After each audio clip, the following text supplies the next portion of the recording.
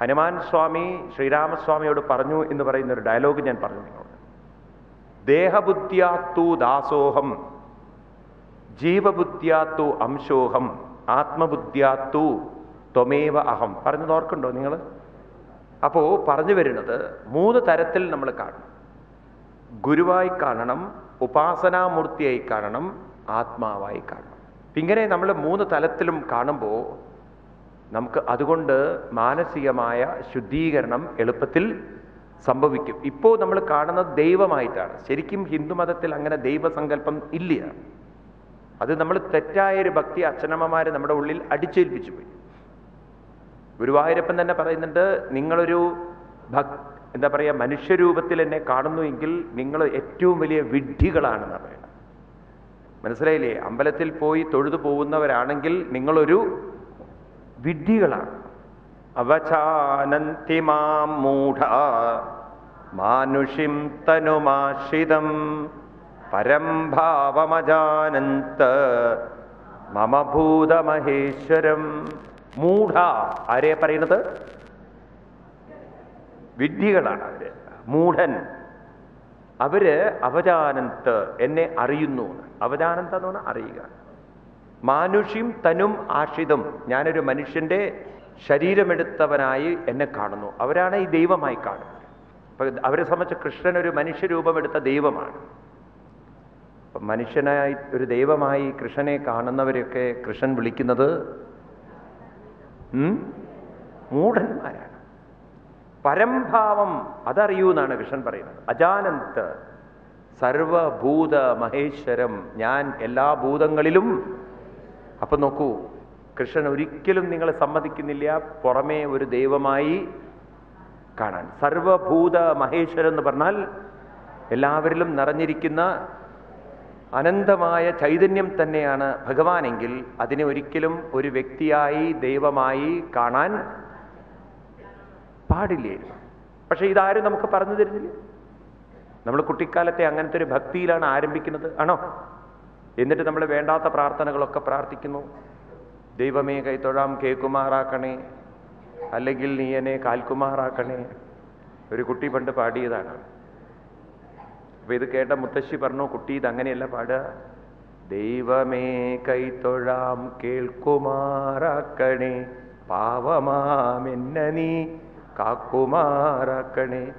അപ്പൊ കുട്ടി പറഞ്ഞു, മുത്തശ്ശി നിങ്ങളുടെ പാട്ടൊന്നുമല്ല ഞാൻ പാടുന്നത്, ഞാൻ എൻ്റെ പാട്ടാ പാടുന്നത്. കുട്ടിക്കായിട്ടൊരു പാട്ടോ? അതേ മുത്തശ്ശി. അതെന്ത് പാട്ടാ കുട്ടി?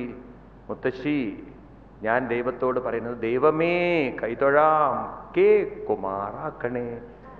കെ കുമാറോ? അതേ മുത്തശ്ശി, ഞങ്ങളുടെ നാട്ടിലെ ഏറ്റവും വലിയ പണക്കാരൻ കെ കുമാറാണ്.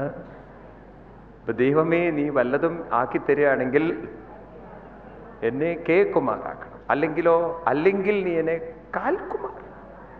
മുഴുവൻ വേണ്ട, ഒരു മിനിമം. അയാൾ വലിയ കോടീശ്വരനാണ്, എനിക്ക് അത്ര കോടികളൊന്നും വേണ്ട, ഒരു 2-3 കോടി. ഈ മനസ്സ് വെച്ചിട്ടാണ് നിങ്ങൾ അമ്പലത്തിൽ പോണത്. അതിനാണ് ഇത്ര തിക്കും തിരക്കും. എൻ്റെത് പറഞ്ഞില്ല, എൻ്റെത് പറഞ്ഞില്ല, എൻ്റെത് പറഞ്ഞില്ല. ഇതെന്തോ അവിടെ എന്തോ കേൾക്കാനുള്ളത് പോലെ. മുത്തശ്ശി മരിച്ചിരിക്കുകയാണ്, എല്ലാവരും കൂടെ ആർപ്പും വിളിയും നായാട്ടും. ഞങ്ങളെയൊക്കെ ഇവിടെ ഇട്ടിട്ട് പോയല്ലോ, ഞങ്ങളെയൊന്നും കൊണ്ടുപോകാതെ പോയല്ലോ, ഞങ്ങളെയൊക്കെ ഇവിടെ ആക്കി വെച്ച് പോയല്ലോ. ഈ മരിച്ച വീട്ടിൽ പോയിട്ടുണ്ടോ നിങ്ങൾ? ഞങ്ങളെയൊന്നും കൊണ്ടുപോകാതെ പോയല്ലോ എന്നൊക്കെ പറഞ്ഞപ്പം പേരക്കുട്ടി പറയാണ്, ഇതെന്താ എല്ലാവരും കൂടി ഇങ്ങനെ അലർന്നത്? തള്ള എന്താ ടൂറിസത്തിന് പോവുകയാണോ? അല്ല, യാത്രയ്ക്കും പോവുകയാണോ? മരിച്ചു പോയിട്ട് അയാളോട് ഇങ്ങനെ പറയേണ്ട കാര്യമുണ്ടോ? എന്നെയും കൂടെ കൊണ്ടുപോയില്ലല്ലോ, എന്നെയും കൂടി കൊണ്ടുപോയില്ലല്ലോ. മനസ്സിലായില്ലേ? പൊതുവേ ഭർത്താവ് മരിച്ച ഭാര്യ അങ്ങനെ പറയില്ല. ഭർത്താവ് മരിച്ച ഭാര്യ പറയാ, ഇനി എനിക്ക് ആരും ഇല്ലല്ലോ എന്നാണ്. നോക്കിക്കോളൂ നിങ്ങൾ, ഞാൻ പറയണത് ശരിയാണോ എന്നുള്ളത്. ഞാനിതൊക്കെ ശ്രദ്ധിച്ചിട്ടുണ്ട്, അതുകൊണ്ടാണ്. അമ്മ മരിച്ചാ പറയും, എന്നെ ഇവിടെ ഇട്ടു പോയല്ലോ, എന്നെ ഇങ്ങനെ കഷ്ടപ്പെടുത്താൻ എന്തിനാ ഇട്ടു പോയത്, എന്നെയും കൂടി കൊണ്ടുപോയത്. ഭർത്താവ് മരിച്ചു കഴിഞ്ഞാൽ പറയാ, ഇനി എന്നെ നോക്കാൻ ആരുമില്ലല്ലോ. അപ്പൊ ആരെങ്കിലും പറയാ, യെസ് ഐ ആം ഹിയർ, അതോടുകൂടി കരച്ചിലും കഴിഞ്ഞു. ഇതാണ് സത്യം. മനസ്സിലായില്ലേ? ഈ വീട്ടിലൊക്കെ കരയുന്ന മരിച്ച വീട്ടിലൊക്കെ ഒന്ന് പോയി വെറുതെ നിങ്ങളൊന്ന് ശ്രദ്ധിച്ചാൽ മതി എന്തൊക്കെയാ അവർ പറയുന്നത് എന്ന്. പക്ഷെ ഇപ്പോൾ ഇത്തരത്തിലുള്ള നാടകങ്ങളൊക്കെ കുറഞ്ഞു പോയി. ഇപ്പൊ കരയുന്നത് ഒരു മോശമായി മാറിയിരിക്കണം. മനസ്സിലായില്ലേ? കാലം മാറിയപ്പോ കോലവും മാറി. മരിച്ചു കഴിഞ്ഞാൽ ഇപ്പൊ ചോദിക്കുന്നത് എത്ര മണിക്കൂർ കിടത്തണം ഡോക്ടർ എന്നാണ്. കാരണം അധികം കിടത്തി കഴിഞ്ഞാൽ ഉപദ്രവമാണ്. അപ്പൊ അതുകൊണ്ട് പറഞ്ഞു വരുന്നത് രണ്ടും കൂടെ നമ്മൾ മിക്സ് ചെയ്യരുത്. അമ്പലത്തിൽ പോയി പ്രാർത്ഥിച്ചു കഴിഞ്ഞാൽ ദൈവം കേൾക്കും എന്നുള്ള ചിന്ത മനസ്സിൽ നിന്നും മാറ്റിവെക്കണം. അമ്പലം എന്നത് ശുദ്ധീകരണത്തിൻ്റെ സ്ഥലമാണെന്നും ഭഗവാൻ എന്നത് അനുഭൂതി നിങ്ങളിൽ തന്നെയാണെന്നും ഉറപ്പിക്കണം. പുറവും അകവും, പുറം ശുദ്ധീകരണത്തിനും അകം അനുഭൂതിക്കുമാണ്. അത് വ്യക്തതയാണ്.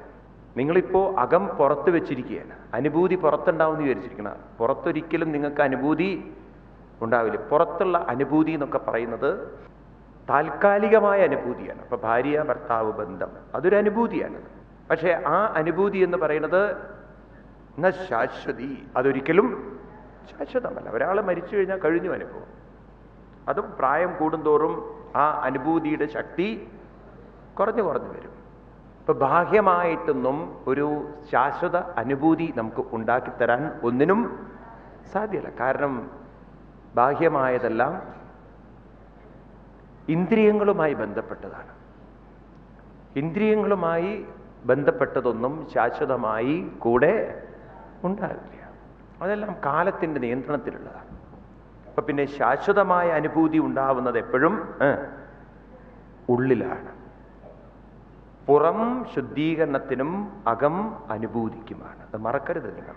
അമ്പലത്തിൽ പോകുമ്പോൾ പുറവും വേണം അകവും വേണം. അതുകൊണ്ടാണ് നോക്കൂ, നിങ്ങൾ പണ്ടുള്ളവർ അമ്പലത്തിൽ വന്ന് ജപിക്കുന്നു, അല്പനേരം കണ്ണടച്ച് ധ്യാനിക്കുന്നു. ഇന്ന് ആ സംസ്കാരം നമുക്ക് നഷ്ടപ്പെട്ടു പോയി. അപ്പോഴേ നിങ്ങൾ പരമാത്മാവുമായി കണക്ട് ചെയ്യപ്പെടുന്നുള്ളൂ. അപ്പോഴാണ് ആ തത്വമസി എന്ന വാക്കുകൾക്ക് അർത്ഥമുണ്ടാവുന്നുള്ളൂ. ഓം നമോ ഭഗവതേ വാസുദേവായ എന്ന വാക്കുകൾക്ക് അർത്ഥമുണ്ടാവുന്നുള്ളൂ.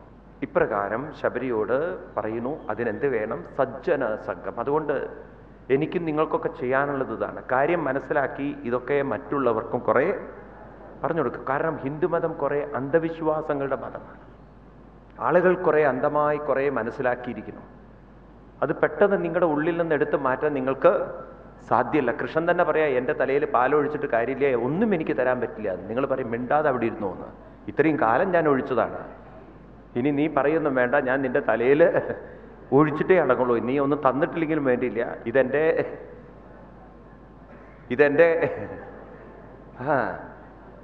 ഉത്തരവാദിത്തമാണ്. കാരണം കഴിഞ്ഞ 50 കൊല്ലമായി ഞാൻ ഒഴിച്ചുകൊണ്ടേയിരിക്കുന്നു. അപ്പം നമ്മൾ ആ ചടങ്ങിലാണ് കൂടുതൽ പ്രാധാന്യം കൊടുത്തിരിക്കുന്നത്.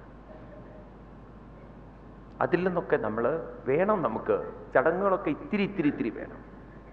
മനസ്സിനെ ഉറപ്പിക്കാൻ ചടങ്ങ് വേണം. പക്ഷെ അത് ആർഭാടത്തിലും അത് ധൂർത്തിലുമാവരുത്. നിങ്ങൾ ഈ തിരുപ്പതി ക്ഷേത്രത്തിൻ്റെയൊക്കെ ചടങ്ങുകൾ കണ്ടാലല്ലോ, വെറുതെയല്ല ജനങ്ങൾ കൺവേർട്ടഡായി പോകുന്നുള്ള ഒരു സംശയമില്ലാതെ തോന്നിപ്പോകും. പാവം ഒരു വശത്ത് ആളുകൾ പട്ടിണി കിടന്ന് പാവങ്ങൾ ജീവിക്കുന്ന സമയത്ത് കുടം കണക്കിന് പാലാണ് അതിൻ്റെ മുകളിൽ കൊണ്ടൊഴിക്കുന്നത്. വേണം, ഒരു തുള്ളിയൊക്കെ ഒഴിക്കണം. ഒരു കപ്പ് ഒഴിച്ചു എന്ന് വെച്ചിട്ട് തെറ്റില്ല. പക്ഷെ ഒരു കുടമൊഴിക്കുന്നത് ക്രൂരമാണ്. മനസ്സിലായില്ലേ? അങ്ങനെ ഒരു തിരുപ്പതി ഭഗവാനും പ്രത്യക്ഷപ്പെടാൻ പോകുന്നില്ല പാലൊഴിച്ചതുകൊണ്ട്. റിച്വലിസ്റ്റിക് മൈൻഡായിപ്പോയി ആളുകൾ. കല്ലിനെ ദൈവമാക്കാനാണ് ഹിന്ദുക്കൾ ശ്രമിക്കുന്നത്. വെറുതെയല്ല മുസ്ലിങ്ങൾ നമ്മളെ എതിർത്തത്. ഒരു കണക്കിന് നമുക്ക് ആ ഷോക്ക് വേണം, എന്നാലേ നമ്മളതൊന്ന് പുറത്ത് കിടക്കുള്ളൂ. കാരണം അത്രമാത്രം കല്ലിനെ നമ്മൾ ദൈവമാക്കാൻ ശ്രമം നടത്തി. അതുകൊണ്ടാണ് ടിപ്പു സുൽത്താനൊക്കെ കുറേ കല്ലുകൾ തല്ലി ഉടച്ചത്. നിങ്ങളുടെ ദൈവം അതിലില്ല എന്ന് പറഞ്ഞിട്ട്. മനസ്സിലാക്കൂ നിങ്ങൾ. ഈ സംസ്കാരം ജനങ്ങൾക്കുണ്ടാവാൻ വേണ്ടിയിട്ടാണ് ബാലഗംഗാധര തിലക്, അദ്ദേഹം ആണ് മഹാരാഷ്ട്രയിൽ ഗണേശ് ചതുർത്ഥി ഉത്സവം ആരംഭിച്ചത്. അദ്ദേഹത്തിൻ്റെ കാലഘട്ടത്തിലാണ് അദ്ദേഹവും കുറേ മഹാന്മാരും കൂടി ചേർന്ന് ജനങ്ങളെ ഒന്നിപ്പിക്കാൻ ഈ ഒരു ഫെസ്റ്റിവലിന് സാധിക്കും എന്നുള്ള രീതിയിൽ ഗണേശ് ചതുർത്ഥി ആഘോഷം കൊണ്ടുവന്നത്. അപ്പം അവിടെയാണ് ആളുകളെ വിഗ്രഹത്തിൽ നിന്നും ഉയർത്തണം എന്ന് കരുതി വിഗ്രഹങ്ങൾ ആരാധിച്ചുകൊണ്ട് അവസാനം വിഗ്രഹത്തെ നിമഞ്ജനം ചെയ്യാൻ ജനങ്ങളെ പരിശീലിപ്പിച്ചു. ഉണ്ടാക്കുന്ന വിഗ്രഹത്തെ അതേപോലെ തന്നെ ഇല്ലാതെയാക്കി തീർക്കുക. ഇപ്പൊ ഗണേശൻ എന്നതൊരു വിഗ്രഹം അല്ലെന്നും നിങ്ങളുടെ അന്തരാത്മാവാണെന്നും, ത്വമേവ പ്രത്യക്ഷം ബ്രഹ്മാസി ത്വാമേവ പ്രത്യക്ഷം ബ്രഹ്മാസി എന്നൊക്കെ ഗണപതി അഥർവ ഉപനിഷത്തിൽ പറയും. ഗണപതി അഥർവ ഉപനിഷത്ത് എന്നൊരു ഉപനിഷത്തുണ്ട്. അതിൽ പറയും ത്വം പ്രത്യക്ഷം ബ്രഹ്മ, അവിടുന്ന് പ്രത്യക്ഷമായ ബ്രഹ്മതത്വമാണ്. മനസ്സിലായില്ലേ? ഏകദന്തായ വിദ്മഹേ, കേട്ടിട്ടുണ്ടോ ഇത്? വക്രതുണ്ടായ ധീമഹി തന്നോ ദന്തി പ്രചോദയാ. ഇതൊക്കെ അവിടെയാണ് ആ മന്ത്രം വരുന്നത്. അവിടെ ഏകദന്തം വക്രതുണ്ടം എന്നൊക്കെ പറയുന്നതുണ്ടല്ലോ, അത് ആ ശരീരത്തിൻ്റെ ഭാഷയിലല്ല പറയുന്നത്, എല്ലാം ആധ്യാത്മികമായ തത്വവിചാരത്തിൻ്റെ ഭാഷയിലാണ്. അപ്പം അതുകൊണ്ട് ആളുകളെ വിഗ്രഹത്തിൽ നിന്നും ഉയർത്താൻ വേണ്ടി അദ്ദേഹം വിഗ്രഹങ്ങളെ വെച്ച് അതിനെ 14-ാമത്തെ ദിവസം നിമഞ്ജനം ചെയ്ത് കളഞ്ഞാൽ വിഗ്രഹത്തിൽ നിന്നും മനസ്സിനെ മോചിപ്പിക്കാൻ സാധിക്കും. പക്ഷെ എന്ത് പറ്റി ചോദിച്ചു കഴിഞ്ഞാൽ, ഇതൊക്കെ ഉണ്ടെങ്കിലും പ്രത്യേകിച്ച് ഉത്തരേന്ത്യൻ ഭാഗത്തിൽ നിന്ന് വ്യത്യസ്തമാണ് സൗത്ത് ഇന്ത്യൻ ഭാഗങ്ങൾ. കർണാടക, ആന്ധ്ര, കേരള, തമിഴ്നാട്, ഇവിടെയാണ് നമ്മൾ കൂടുതൽ വിഗ്രഹങ്ങൾ. അതുകൊണ്ടാണ് നിങ്ങൾ ഇവിടെയൊക്കെ പോയി കഴിഞ്ഞാൽ ഇത്തരം സ്ഥലങ്ങളിൽ വന്നാൽ നിങ്ങൾക്ക് ഭക്തി തോന്നാത്തത്. അവർ കുറേ പ്രതിമകളെ വെച്ചിട്ടുണ്ട്. അത് എന്ന് കൊണ്ടുവച്ചിട്ടുണ്ടോ അന്ന് കുളിപ്പിച്ചതായിരിക്കും. ഇവിടെയൊന്നും വിഗ്രഹങ്ങളെ കുളിപ്പിക്കുന്ന പ്രശ്നമേ ഇല്ല. നിങ്ങൾ വിചാരിക്കുന്ന ഭക്തിയല്ല ഇവർക്കുള്ളത്. ഇവിടുത്തെ ഭക്തി കൂടുതൽ സത്സംഗത്തിൻ്റെ ഭക്തിയാണ്. ഇവിടെ ഒരു അമ്പലത്തിൻ്റെ തൊട്ടടുത്ത് ഭക്തി പ്രഭാഷണം ഉണ്ടെങ്കിൽ ആളുകൾ അമ്പലത്തിലാവില്ല, അവരവിടെ. ഇവിടെ അമ്പലത്തിൽ അങ്ങനെ തിക്കും തിരക്കൊന്നും ഇല്ലാത്തതും അതാണ്. കാരണം അവിടെ പൂജകളും വഴിപാടുകളും ഒന്നും നിങ്ങൾക്ക് കാണാൻ പറ്റില്ല. നമ്മുടെ നാട്ടിലത്തെ പോലെ റിച്വൽ മൈൻഡ് ഇവിടെ വളരെ കുറവാണ്. കൂടുതലും മഹാന്മാരുമായിട്ടുള്ള സത്സംഗമാണ്. അതുകൊണ്ട് നിങ്ങൾക്ക് കാണാം, രാത്രിയൊക്കെ നിങ്ങൾ കേൾക്കുന്നുണ്ടാവും ആളുകൾ രാമചരിത മാനസ് ഇങ്ങനെ പാടിക്കൊണ്ടിരിക്കുന്നത്. തുളസീദാസിയുടെ രാമായണമാണ് അവർ പാടുന്നത്. അതുപോലെ ഹനുമാൻ ചാലീസ. മനസ്സിലായില്ലേ? നമ്മുടെ ക്ഷേത്രത്തിൽ അങ്ങനെയുള്ള സംസ്കാരം വളരെ കുറഞ്ഞു തുടങ്ങി. അത് വെറും റിച്വലിസ്റ്റിക്കായി മാറി. കാരണം നമ്മളെ വിചാരം അങ്ങനെയൊരു ദൈവം ആ കല്ലിൽ ഉണ്ട് എന്നാണ്. പലരും ഇങ്ങനെ അനുഭവ കഥകൾ പറയുമ്പോണ്ടല്ലോ, അത് തെറ്റിദ്ധരിക്കപ്പെട്ടു. അനുഭവം ഒരിക്കലും വ്യക്തിനിഷ്ഠമാവരുത്. അനുഭവം എപ്പോഴും എല്ലാവർക്കും ഒരുപോലെ ഉള്ളതായി തീരണം. അപ്പോഴേ അത് ശാസ്ത്രീയമാവുള്ളൂ. ബാക്കിയുള്ളതൊന്നും ശാസ്ത്രീയമല്ല. ഒരാൾ പൊങ്കാല ഇട്ടു, അവരുടെ മകളുടെ കല്യാണം കഴിഞ്ഞു. പക്ഷെ എല്ലാവരും പൊങ്കാല ഇടുന്നു, അവർക്കൊന്നും മകളുടെ കല്യാണം കഴിയുന്നില്ല. അത് വ്യക്തിനിഷ്ഠമായ അനുഭവമാണ്. പക്ഷേ ഈ വ്യക്തിനിഷ്ഠമായ അനുഭവത്തെ ആളുകൾ പൊതു അനുഭവമാക്കി എടുത്തു കളയാണ്. അതായത് മറ്റൊരാൾക്കുള്ളായ അനുഭവം എനിക്കും ഉണ്ടാകും എന്നുള്ള ധാരണയിലാണ് നിങ്ങളും അത് ചെയ്യുന്നത്. അത് ചെയ്യുന്നതിൽ തെറ്റില്ല. പക്ഷേ അത് ചെയ്യുന്നത് മകളുടെ കല്യാണത്തിന് വേണ്ടിയാണെങ്കിൽ തെറ്റാണ്. അത് ചെയ്യുന്നത് ആത്മശുദ്ധയെ എന്തിനു വേണ്ടി? അപ്പോൾ തെറ്റില്ല. മനസ്സിലായില്ലേ? എല്ലാ കർമ്മങ്ങളും ചെയ്യുന്നത് അതിൽ മനസ്സർപ്പിച്ചുകൊണ്ട് നാമം ജപിച്ച് നിങ്ങളൊരു പക്ഷേ പൊങ്കാലയിടുകയാണെങ്കിൽ അത്രയും നേരം നിങ്ങളുടെ മനസ്സ് അതിൽ നിൽക്കുമ്പോൾ അത് നിങ്ങൾക്ക് പ്രയോജനം ചെയ്യും. അത് മകളുടെ കല്യാണം നടക്കാനും മറ്റുള്ള കാര്യങ്ങൾ നടക്കാനുമാണെങ്കിൽ നിങ്ങൾ അത്രയും സമയം നിങ്ങൾക്ക് വേസ്റ്റായിപ്പോയി. നിങ്ങൾ വെറുതെ കളഞ്ഞു കുളിച്ചു. അപ്പോൾ സ്വാമി നടക്കുന്നുണ്ടല്ലോ. അത് നടക്കുന്നതിന് കാരണം ഇത് പണ്ടൊരാൾ പറഞ്ഞതുപോലെയാണ്, പക്ഷി വന്നിരിക്കലും പഴം വീഴലും ഒപ്പം നടന്നു എന്ന് പറഞ്ഞാൽ പഴത്തിന് ഏറെക്കുറെ വീഴാനുള്ള സമയമായിട്ട് പക്ഷി വന്നിരുന്നു എന്നതൊരു കാരണമാണ്. ഇതേപോലെ കല്യാണം നടക്കേണ്ട സമയമായി. അതിന് ഒരു പൂജ നടത്തി അതോടുകൂടി പയ്യൻ വന്നു. അവൻ്റെ കഷ്ടകാലത്തിന് പറഞ്ഞു എനിക്ക് ഇഷ്ടപ്പെട്ടു എന്ന്, അല്ല നല്ല കാലത്തിന് പറഞ്ഞു ഇഷ്ടപ്പെട്ടു. അതൊരു നിമിത്തമാണത്.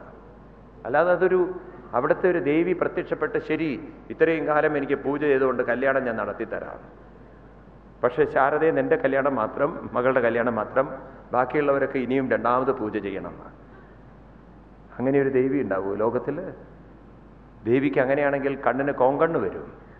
കാരണം ഇപ്പുറത്ത് ശാരദ, ഇപ്പുറത്ത് മീനാക്ഷി, ഇങ്ങനെയൊക്കെ നോക്കണ്ടേ ആരൊക്കെയാണ് എന്തൊക്കെയാ പൂജ ചെയ്തത്? ആണോ അല്ലയോ? നിങ്ങളൊന്ന് ആലോചിച്ച് നോക്കൂ. കൃഷ്ണൻ നിങ്ങൾ തൊഴാൻ നിൽക്കുന്ന സമയത്ത് നിങ്ങൾ ഒറ്റയ്ക്കാവില്ല തൊഴുന്നത്, 4-5 ആൾക്കാർ ഒരുമിച്ചാണ് തൊഴുന്നത് ആ ഗുരുവായൂർ അമ്പലത്തിൽ. ഒരാളെ നോക്കുമ്പോൾ ഒരാളെ കാണാൻ പറ്റുള്ളൂ. എല്ലാവരെയും കൂടി നോക്കണമെങ്കിൽ എന്ത് ചെയ്യുവാള്? ഈ കാറിൻ്റെയൊക്കെ ഫ്ലാഷ് ലൈറ്റ് ഉണ്ടല്ലോ, കാരണം എല്ലാവരെയും ഒന്ന് ടച്ച് ചെയ്യണമല്ലോ. കാരണം ഇപ്പുറത്തുനിന്നും അപ്പുറത്തൊക്കെ ആൾക്കാർ വന്നുകൊണ്ട് പോവുകയാണ്. ഇപ്പുറത്തുള്ളതും കേൾക്കണം, അപ്പുറത്തുള്ളതും കേൾക്കണം. മനസ്സിലാവുണ്ടോ നിങ്ങൾക്ക്? അതുകൊണ്ട് ഈ ഭക്തിയിൽ നിന്നൊക്കെ നമ്മൾ മാനസികമായി ഉയരണം. മനസ്സിലാക്കൂ, ഒന്ന് പുറമേ ഉള്ളത് ശുദ്ധീകരണത്തിനാണ്, അകത്തുള്ളത് അനുഭൂതിക്കാണ്. നിങ്ങൾ രണ്ടും കൂടെ മിക്സ് ചെയ്യരുത്. അമ്പലത്തിൽ പോകുന്നത് എന്തിനാണ്? നത് മുക്തയെ ശുദ്ധയെ. ധ്യാനം ചെയ്യുന്നത് എന്തിനാണ്? മുക്തയെ, അനുഭൂതിക്ക് വേണ്ടിയിട്ടാണ്. ഒന്നാണെന്ന ഒരു അനുഭവം ഉറപ്പിക്കാനാണ്. ഇപ്രകാരം മുഖ്യസാധനമല്ലോ സജ്ജന സംഘം. നോക്കണേ, കൃഷ്ണനും ഇതേ പോയിന്റാണ് പറയുന്നത്. അമ്പലത്തിൽ പോകുന്നതിനേക്കാൾ കൃഷ്ണൻ പ്രാധാന്യം കൊടുക്കുന്നത് സജ്ജന സംഘത്തിനാണ്. നിങ്ങൾക്ക് ഭാഗവതത്തിൽ കാണാം. ഇത് നിങ്ങൾ ഭാഗവതമൊക്കെ ആയിട്ട് കണക്ട് ചെയ്ത് പഠിക്കുമ്പോണ്ടല്ലോ നിങ്ങൾക്കിത് വേഗം മനസ്സിലാവും. കൃഷ്ണൻ സമന്ത പഞ്ചക തീർത്ഥത്തിൽ വെച്ച് അനവധി മഹാന്മാരെ കാണുന്ന ഒരു രംഗമുണ്ട്. ഭാഗവതത്തിൽ ദശമസ്കന്ധത്തിൽ 83, 82, 83, 84, 85 അധ്യായങ്ങളിലാണ് ഈ സമന്ത പഞ്ചക തീർത്ഥ ഉപാഖ്യാനം വരുന്നത്. അവിടെ വേദവ്യാസ മഹർഷി, നാരദ മഹർഷി തുടങ്ങിയ ഒരു കൂട്ടം മഹർഷിമാര് കൃഷ്ണനെ കാണാൻ പ്രഭാസ തീരത്തിൽ വരുന്നുണ്ട്. അപ്പൊ അവരോട് പറയും, അഹം ജന്മഭൃത, ഞാൻ വളരെ പുണ്യം ചെയ്തവനായി തീർന്നു. കാരണം നിങ്ങളെപ്പോലുള്ള മഹാന്മാരെ ഞങ്ങൾക്ക് കാണാൻ സാധിച്ചു. എന്നിട്ട് പറയും, ന ഹെമ്മയാനി തീർത്ഥാനി. ഞാൻ പറയുന്നത് ഒരു ഏറെക്കുറെ 9, 10, 11, 12, 13 ശ്ലോകങ്ങളൊക്കെയാണ് അവിടെ വർണ്ണന വരുന്നത്. ന ഹെമ്മയാനി തീർത്ഥാനി ന ദേവാ മൃച്ഛലാമയ തേ പുനന്തി ഒരു കാലേന ദർശനാദേവ സാധവ. ന തീർത്ഥാനി, തീർത്ഥസ്ഥലങ്ങള് അല്ല. അതുപോലെ മൃച്ഛിലം, മൃച്ഛിലം എന്ന് പറഞ്ഞാൽ ശിലകളെ പൂജിക്കുക, വിഗ്രഹങ്ങളെ ആരാധിക്കുക. ഇങ്ങനെയൊക്കെ പൂജിച്ചതുകൊണ്ടും തീർത്ഥസ്ഥലങ്ങളിൽ പോയതുകൊണ്ട് തേ പുനന്തി ഒരു കാലേന, കുറേ കാലം കൊണ്ടൊക്കെ നിങ്ങളിൽ ഒരു മാറ്റം സംഭവിച്ചേക്കാം. പക്ഷേ ദർശനാദേവ സാധവ, സാധുജനങ്ങളുമായിട്ടുള്ള സത്സംഗം കൊണ്ട് ഒരു വ്യക്തിക്ക് വേഗം ഉയർച്ച വരാം. അതുകൊണ്ട് ക്ഷേത്ര ദർശനത്തിനേക്കാൾ പ്രാധാന്യം കൊടുത്തിരിക്കുന്നത് സത്സംഗങ്ങൾക്കാണ്. വീണ്ടും കൃഷ്ണൻ പറയുന്നുണ്ട്, അങ്ങനെ സത്സംഗം ചെയ്യാതെ വെറും ക്ഷേത്ര ദർശനത്തിൽ ഒതുങ്ങി നിൽക്കുന്നവരൊക്കെ, ഒരു ഭേദബുദ്ധിയോടുകൂടി ദർശനം ചെയ്യുന്നവരൊക്കെ കഴുതകളാണെന്നും വിളിക്കുന്നുണ്ട് അവരെ. ആരാണ്? കഴുതകളാണെന്ന്. അവരെയാണ് കൃഷ്ണൻ കഴുത എന്ന് വിളിക്കുന്നത്. ഭാഗവതത്തിലെ വരികളാണ് ഞാൻ പറയുന്നത്. യസ്ത്വാത്മബുദ്ധി കുണവേത്രിതാതുകേ സ്വദിക്കളത്രാദിഷു ഭൗമ ഈജ്യതി തീർത്ഥബുദ്ധി സലിലേന കർഹിരിൽ ജനേഷു അഭിജ്ഞേഷു സ ഏവ ഗോകര. തീർത്ഥബുദ്ധി തീർത്ഥസ്ഥലങ്ങളിൽ പോകുന്നുണ്ട്. ജനേഷു അഭിജ്ഞേഷു ന, അഭിജ്ഞന്മാരായ ജനങ്ങളുടെ അടുത്തേക്ക് പോകുന്നില്ലെങ്കിൽ സ ഏവ ഗോകര, അവനാണ് കഴുത. അപ്പൊ നോക്കൂ, നിങ്ങൾ ക്ഷേത്ര ദർശനത്തിനേക്കാളും പ്രാധാന്യം കൊടുത്തിരിക്കുന്നത് സത്സംഗത്തിനാണ്. അതാണ് നമുക്ക് ലിങ്ക് വിട്ടുപോയത്. അപ്പം നമ്മളൊക്കെ ഇത് ചെയ്യണം. നിങ്ങൾക്ക് ഈ ക്യാമ്പ് കഴിഞ്ഞിട്ട് എന്താ ഗുണം കിട്ടിയതെന്ന് ചോദിച്ചു കഴിഞ്ഞാൽ ഈ 2 കാര്യങ്ങളായിരിക്കണം. 1 ജപം പരിശീലിക്കണം, 2 ധ്യാനം പരിശീലിക്കണം. ഇത് രണ്ടും പരിശീലിക്കണം. ഭഗവാൻ പറയും ഭാഗവതത്തിൽ, വേദവ്യാസ മഹർഷി അവസാനം നാമസങ്കീർത്തനം എന്നാണ്. എന്താണ്? സർവപാപ പ്രണാശനം. നാമസങ്കീർത്തനം എന്ന് പറഞ്ഞാൽ ജപം ചെയ്യുക, കീർത്തനങ്ങൾ പാടുക. ഇതൊക്കെ പരിശീലിച്ചെടുക്കുക. വെറുതെ ഇരിക്കുമ്പോഴൊക്കെ ഒരു 10-20 മിനിറ്റ് ജപം ചെയ്യുക. അത് കഴിഞ്ഞാൽ ധ്യാനം ചെയ്യുക. ധ്യാനം ചെയ്യണമെങ്കിൽ മനസ്സത്രയും ഒരു ഉണർന്നിരിക്കണം. അപ്പോഴേ നമുക്ക് ഭഗവാനും ഞാനും ഒന്നെന്നൊരു ബോധം, അതൊരു അനുഭൂതിയാണ്. അത് നിങ്ങൾക്ക് ഉണ്ടാക്കാൻ സാധ്യമല്ല, അത് ഉണ്ടാകുന്നതാണ്, അത് നിങ്ങളിൽ സംഭവിക്കുന്നതാണ്. ആ സംഭവിക്കണമെങ്കിൽ നിങ്ങൾ അതിന് പാകപ്പെടണം. ഉറക്കം നിങ്ങൾക്കുണ്ടാക്കാൻ പറ്റില്ല. ഉറക്കം എന്നതൊരു അനുഭൂതിയാണ്, അത് സംഭവിക്കുന്നതാണ്. സ്നേഹം എന്നത് ഉണ്ടാക്കാൻ സാധ്യമല്ല, അതൊരു അനുഭൂതിയാണ്, ഉണ്ടാവേണ്ടതാണ്. ആണോ അല്ലേ? നിങ്ങൾ ഇഷ്ടപ്പെടുന്ന ആളെ അടുത്ത് കാണുമ്പോൾ ആ സ്നേഹം എന്നൊരു അനുഭൂതി ഉണ്ടാവുകയാണ്. അത് നിങ്ങൾക്ക് ഉണ്ടാക്കിയെടുക്കാൻ സാധ്യമല്ല. അതുകൊണ്ടാണ് നിങ്ങൾ പറയുക, നിങ്ങൾക്ക് ഒരാളിലുള്ള വിശ്വാസം നഷ്ടപ്പെട്ടാൽ നിങ്ങൾ തന്നെ പറയുന്നൊരു വാക്കുണ്ട്, ഒരിക്കൽ വിശ്വാസം നഷ്ടപ്പെട്ടാൽ സ്നേഹം തിരിച്ചു കൊണ്ടുവരാൻ വളരെ പ്രയാസമാണ്. ട്രസ്റ്റ് നഷ്ടപ്പെട്ടു കഴിഞ്ഞാൽ പിന്നെ ഒരിക്കലും ആളടുത്തുണ്ടെങ്കിലും സ്നേഹത്തിൻ്റെ ഒരു ഫീലിംഗ് ഉണ്ടാവില്ല. കറക്റ്റാണോ? ആണോ അല്ലേ? അതിനൊരു ഭാഷയുണ്ട് നാട്ടിൽ. എന്താ പറയുക, ഇത്രയും കാലം ഞാൻ നിങ്ങളെ വിശ്വസിച്ചു, സ്നേഹിച്ചു, ഇനി അതുപോലെ സ്നേഹിക്കാൻ എന്നെ കിട്ടില്ല, എനിക്ക് പറ്റില്ല, കാരണം നിങ്ങളെ വിശ്വസിക്കാൻ പറ്റില്ല എന്ന് പറയുമ്പോൾ ആ സ്നേഹം എന്ന ഫീലിംഗ് ഇനി ഉണ്ടാവുകയില്ല. അത് ഉണ്ടാക്കാൻ സാധ്യമല്ല, അത് താനെ ഉണ്ടാവുകയാണ്. ഇതുപോലെ ഈശ്വരനും നിങ്ങളും എന്നൊരു അനുഭൂതി നിങ്ങൾക്ക് ഉണ്ടാക്കാൻ സാധ്യമല്ല, അത് ഉണ്ടാവണം. അതിന് നിങ്ങൾ പാകപ്പെടുത്തണം. ഇപ്രകാരം അതിനാണ് ചിത്തശുദ്ധിക്കു മൂലമാതി സാധനം നൂനം ഉത്തമമായതു ഭക്തി സാധനം നവവിധം ഉത്തമേ ഭക്തി നിത്യമാ കൊള്ളൂ വിചാരിച്ചാൽ. ആ വാക്കുകൾ കണ്ടു നിങ്ങൾ? ചിത്തശുദ്ധിക്കു മൂലമാതി സാധനം നൂനം. എവിടെ ഞാൻ പറയുന്നത്? ശബരിയുടെ ഉപാഖ്യാനത്തിൽ മുഖ്യ സാധനമല്ലോ സജ്ജന സംഘം, പിന്നെ മത്കഥാലാപം രണ്ടാം സാധനം മൂന്നാമതും മദ്ഗുണരേണം, പിന്നെ മദ്വജോ വാക്യാതൃത്വം മത്കലാചാതരാചാര്യോപാസനം അഞ്ചാമതും പുണ്യശീലത്വം യമനിയമാദികളോടും എന്നെ മുട്ടാതെ പൂജിക്കുകയെന്നുള്ളതാറാമതും മന്മന്ത്രോപാസകത്വമേഴാമതും എട്ടാമതും മംഗളശീലെ കേട്ടു ധരിച്ചുകൊള്ളണം നീ. സർവഭൂതങ്ങളിലും മന്മതി ഉണ്ടാകയും സർവദാ മദ്ഭക്തന്മാരിൽ പരമാസ്തിക്യവും സർവബാഹ്യാർത്ഥങ്ങളിൽ വൈരാഗ്യം ഭവിക്കയും സർവലോകാത്മാ ഞാനെന്നെപ്പോഴും ഉറക്കയും മൽ തത്വവിചാരം കേളുമ്പ ഒമ്പതാമതും ഭദ്രേ ചിത്തശുദ്ധിക്കു മൂലമാതി സാധനം ഉത്തമമായതു ഭക്തി സാധനം. ഇതൊക്കെ എന്തിനു വേണ്ടി? എന്തിനു വേണ്ടി? ചിത്തശുദ്ധിക്കു. എന്തിനാണ്? ഇപ്പം മനസ്സിൻ്റെ ശുദ്ധീകരണം സംഭവിക്കണം. നിങ്ങളത് അവഗണിച്ചുകൊണ്ട് നിങ്ങൾ എന്ത് ചെയ്തിട്ടും മാനസികമായൊരു പുരോഗതി നിങ്ങൾക്ക് ഫീൽ ചെയ്യില്ല. നിങ്ങൾ ചെയ്യും പലതും, പക്ഷേ പ്രോഗ്രസ് കാണില്ല. ഇപ്പം നമുക്ക് നമ്മളിൽ തന്നെ ഒരു തോന്നൽ വരണ്ടേ, ഞാൻ പ്രോഗ്രസ് ചെയ്യണമെന്നുള്ളത്. ആ പ്രോഗ്രസ് ചെയ്യുന്നു എന്നുള്ളത് മന്ത്രങ്ങൾ ബൈഹാർട്ട് പിടിക്കുന്നതിലല്ല. മനസ്സിലായില്ലേ? അതൊക്കെ ബൈഹാർട്ട് പഠിച്ചതൊക്കെ കുറേ കഴിഞ്ഞാൽ അത് മറന്നുപോകും. കാരണം പ്രകൃതിയുടെ സ്വഭാവമാണ് മറക്കുക. പക്ഷേ ഇത് നിങ്ങൾക്ക് മറക്കാൻ പറ്റില്ല. ഒരിക്കൽ അനുഭൂതി വന്നാൽ ഒരിക്കലും മറക്കാൻ സാധ്യമല്ല. അപ്പം അങ്ങനെയുള്ളൊരു അനുഭവത്തിലേക്കാണ് നമ്മൾ രാമായണം നമ്മളെ കൊണ്ടുപോകുന്നത്.